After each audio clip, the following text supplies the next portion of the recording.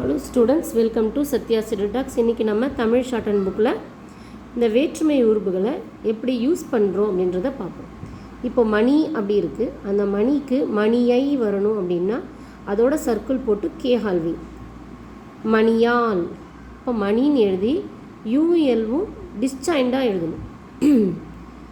மணியோடு மணியோடு மணியோடு மணியோடு அப்படின்னு வரும்போது மணியோடு D halving வந்து டிஸ்டாண்டாக இல்லை, சேர்த்தே எழுதலாம். ஸோ நமக்கு எது கன்வீனியன்ட்டோ அதுக்கேற்ற மாதிரி போடணும். இந்த யூஎல் போடும்போது நமக்கு டிஸ்ஜாயிண்டாக எழுதணும், இந்த டி ஹால்விங் போடும்போது நமக்கு ஜாயிண்டாக எழுதணும்.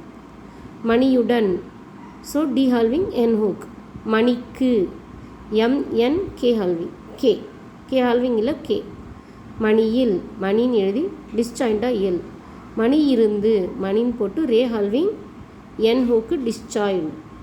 மணியின், அது என்ன சேர்த்து எழுதணும்.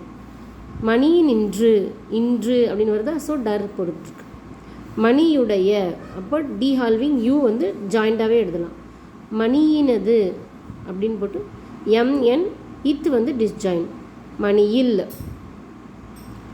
ஸோ எம்என் எழுதி எல் போடணும். மணியிடத்தில் எம்என் டி தல்.